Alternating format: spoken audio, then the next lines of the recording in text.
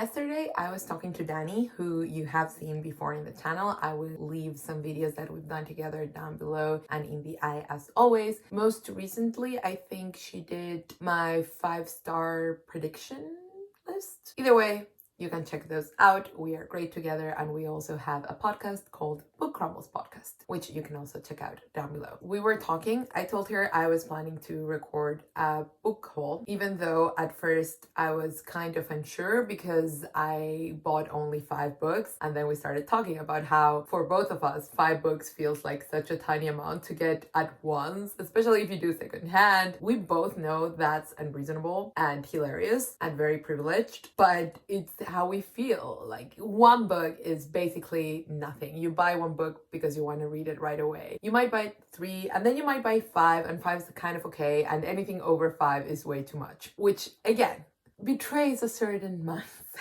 In any case, I started thinking about it and I realized that actually I have a lot more than 5 books to haul, so I decided to just put together this birthday poll.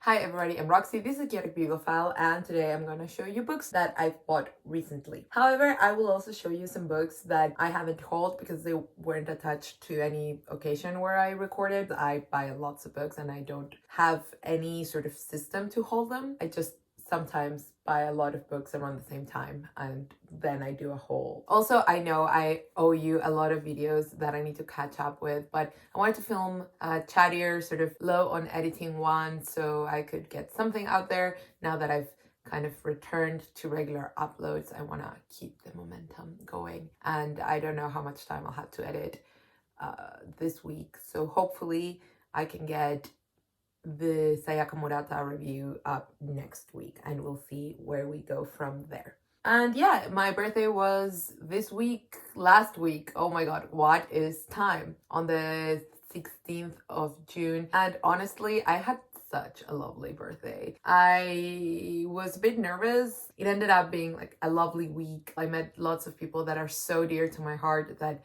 I've met only recently, but they've become so important. And I don't know, it just left me all full of fuzzy feelings, and yeah, I'm just very, very happy with how it all turned out. I went to Dublin and I am now in Cork. If you're wondering if you've read Ulysses or you're a Ulysses nerd, yes, I did Bloomsday activities on my birthday. It was very cool. I bought books on my birthday for the occasion of my birthday, but also coming here from the airport, I bought a couple books. And then because I'm here to work on my dissertation, I've also bought some books for my dissertation, or books that I've brought from London that I bought recently. And so in the end, I have about 10 or maybe more books to show you. I have read or am in the process of reading some of these books, so at least appreciate that, please. First, dissertation books. So the first one is The Sprawl, Reconsidering the Weird American Suburbs by Jason Diamond. This is part memoir, part sort of history, all about the suburbs, and Jason Diamond grew up in the suburbs but moved away and hasn't moved back since he moved away for college when he was 18. I really enjoyed it. I have a lot of thoughts on it. I adored some parts and it was super helpful for me, but at the same time there were things that I didn't love. So that is The Sprawl by Jason Diamond. You will find it in my June wrap up. Another book that I read in June for my dissertation, and this one I completely adore, although I still have some comments, is The Weird and the Eerie by Mark Fisher. Mark Fisher was a very important cultural critic and philosopher, and this is a theory book wherein Mark Fisher discusses the difference between the weird and the eerie and sort of how they distinguish themselves from the uncanny, and my thesis is related to all of those things, so this is why I'm reading it, and I will talk more about it in my June wrap-up. And then the one that I haven't read yet, Writing the Uncanny, Essays on Crafting Strange Fiction, edited by Dan Coxon and Richard V. Hirst. This is what it says on the tin. It's a collection of essays. I've heard great things about this. I definitely want to read it, but I might only read the chapters that I really, really need for my disc at this moment. But I still definitely want to check out all of the essays eventually. So yeah, I think if you're into literary studies or you want to dip your toes more into it, this I think is a really good way to start, especially if you are into weird fiction or slightly supernatural or even just magical realism and are interested in, you know, writing as a craft. I think this might be of great interest to you. 3 Shirley Jackson books. My Shirley Jackson collection is growing at a terrifying rate because I am writing on her for my dissertation. I am super excited. It's slowly shaping up to be very interesting, if I do say so myself. So I hope I do her justice. I have finally an excuse to buy A Rather Haunted Life, which was one of my favorite books of, I want to say 2019, might be 2018, because at that time I checked it out of the library. So now I have an excuse to own it. I have here Life Among the Savages, which is the first volume of her 2-part memoir, sort of reworking of her domestic columns, where she talks about motherhood, what it's like moving from the city to the suburbs and being an academia wife and also a writer.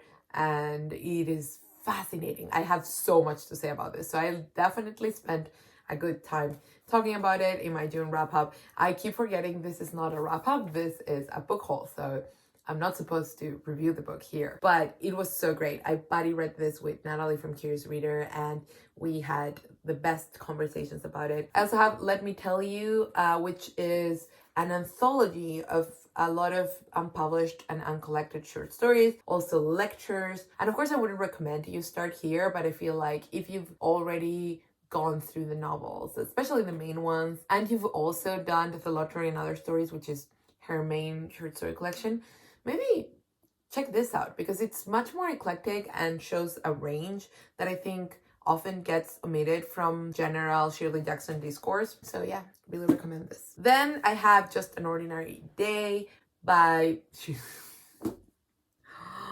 I need more coffee, guys. I so need more coffee. These are unpublished and uncollected short stories. And what I love about these is that it tells you when and where it appeared. And there is something really useful about that for me, but also I think very interesting just to see which stories she published, for example, in the New Yorker versus women's magazines versus the story she published in Playboy. So it's just very, very interesting to think about. 2 books that I bought just literally for no reason other than I want to start reading them right now. I bought these at Vibes and Scribes in Cork, which is my favorite Cork bookshop. It is an amazing secondhand and new independent bookshop, and they do great deals as well. I have to restrain myself not to buy every single thing because, you know, prices are amazing and selection is amazing. And this woman's work, Essays on Music, it's a collection edited by Sinead Gleeson and Kim Gordon. Yes, that Kim Gordon. And I am very excited. You know, I love my music writing. And to be fair though, I hadn't realized this was an anthology until I actually bought it. And I was like, oh, it's edited. And I don't know why really, because it's quite clear. In any case, we have some really big names, like of course, Sinead Gleeson and Kim Gordon, but also Otessa Moshfegh, Rachel Kushner, Ji-Yoon Lee, Leslie Jameson, Maggie Nelson, very, very big names. I'm really curious to see how much of the actual music shines through as opposed to the author's experience with music, because I am interested in that, but I'd rather it be more about the music itself. We'll see. Or maybe it'll be more of a mixed bag. The other, I kind of lied, because actually this is related to a project that I'm doing and I will film a different video telling you about it. Lucy Caldwell's Intimacies, which is a short story collection, her latest by a really well-known Irish writer. I really, really like her. She edited Being Various, which is a favor and favor short story Irish writing series that they do, but they always find different editors. I don't think it's every single year, but they do it every once in a while, and it's fascinating to see what the editor highlights, what the trends are. In the case of Lucy Caldwell, she really wanted to highlight the multitudes of voices that are shaping up new Irish writing. And she also wrote one of my favorite stories that was in the Granta issue of New Irish Writing, which I really enjoyed. So I just really, really wanted to read more by her. And knowing that she had a new collection out, I had to check it out. And I am very excited.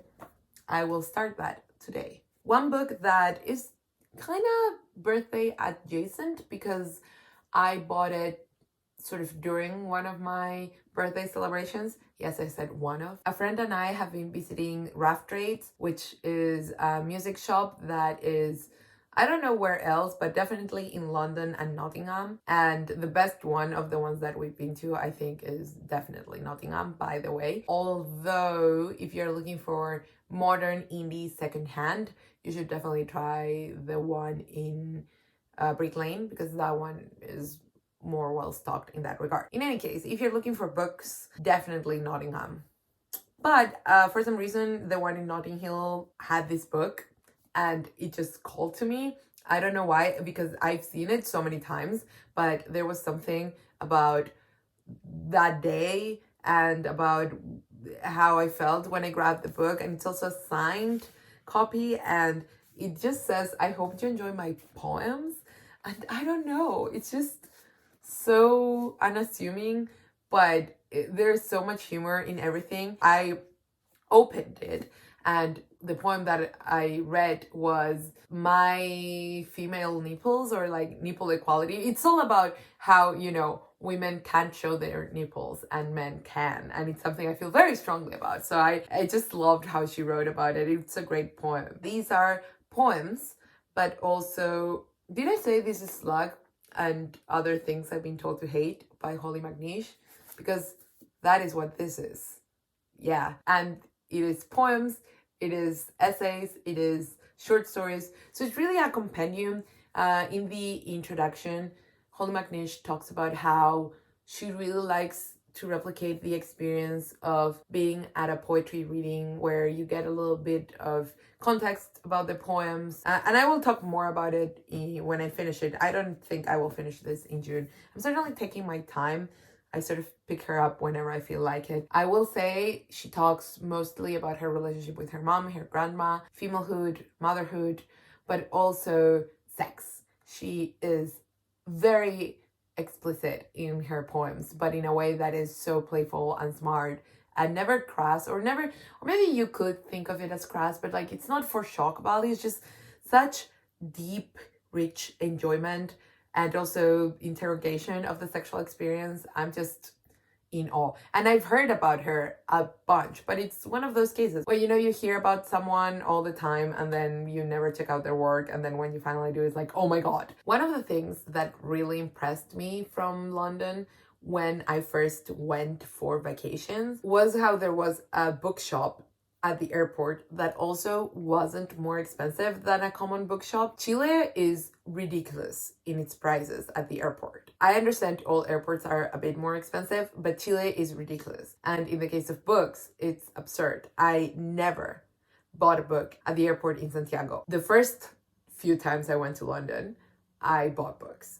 But then, because I knew it was such a common thing, I was like, no, now when I travel, I'm not going to buy any books because it makes no sense. But this time around, I realized they've added a bunch of comic books and graphic novels, and I wasn't mentally prepared to say no to comic books. I got, isn't it Bromantic? It is the first volume in the Spider-Man Deadpool crossover series that came out, I don't know, was this 2018? I read the first 5 volumes of these, so I haven't read the last one. I really need to. But yeah, I was massively into these a couple of years ago. I never held one in my hand.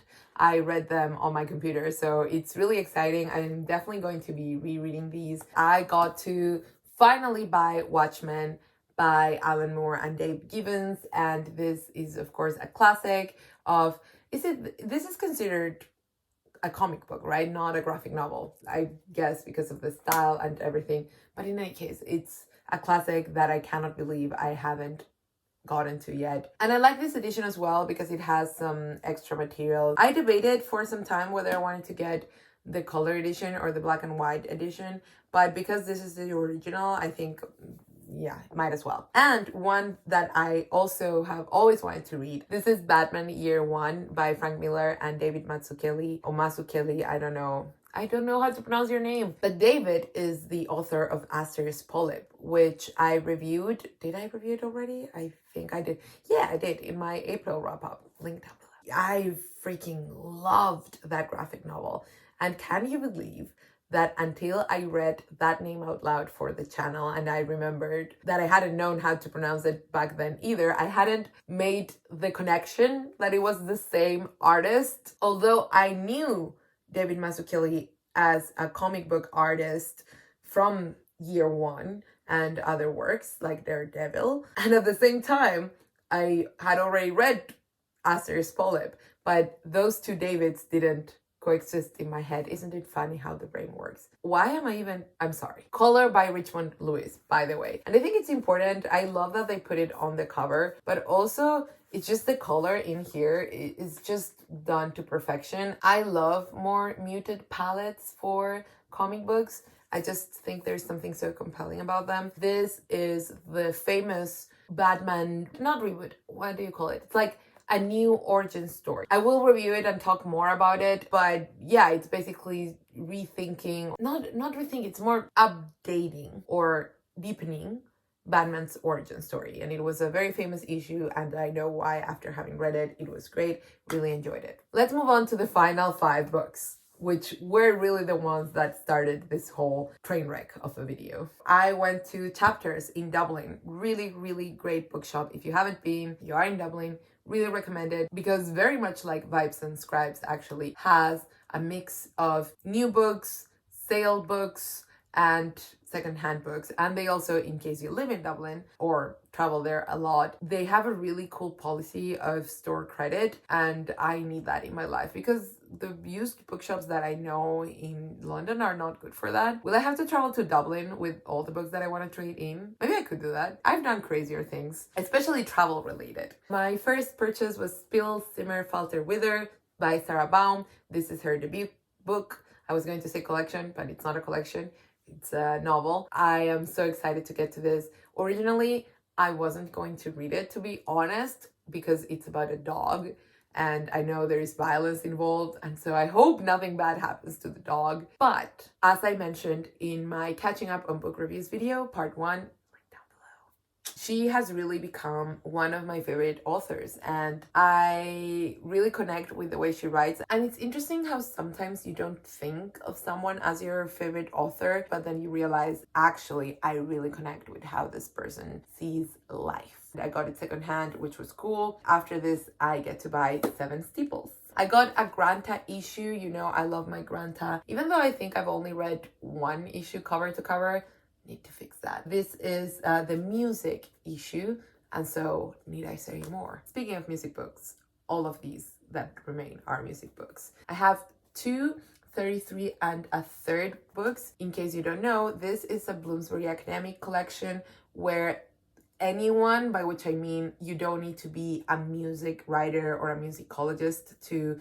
pitch them a book, can take any album and write a book on it. And so last year, one of my favorite nonfiction books was Let's Talk About Love, A Journey to the End of Taste by Carl Wilson. I have not shut up about that book. I've recommended it to so many people.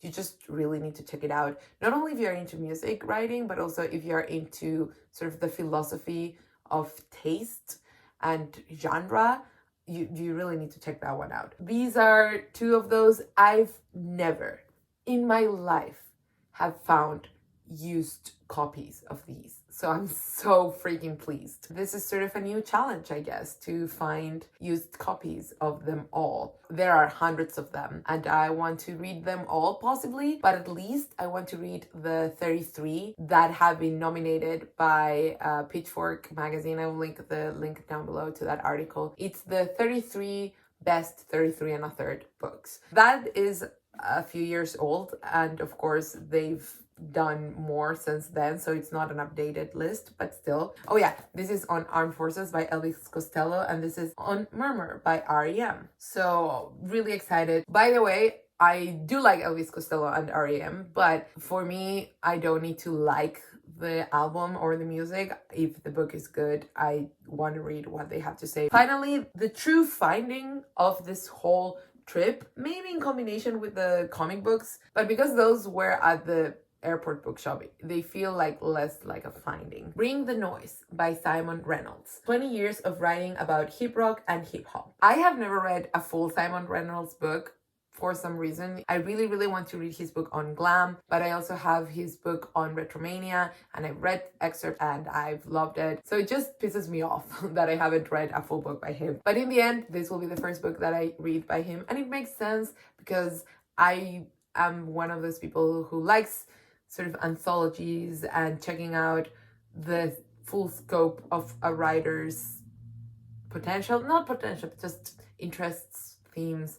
I don't know, it just feels appropriate. And you know, I love my essay collections or anthologies. So I am really so very excited to get to this. And that was it. I am going to go take a nap because I really need it. I hope you enjoyed this video. If you liked it, please give a thumbs up, please subscribe, comment, have you read any of these books? Do you want to read any of these books after hearing me talk about them? And have you bought any books? And if so, what? Or have you checked anything out from the library? That's all. See you next time.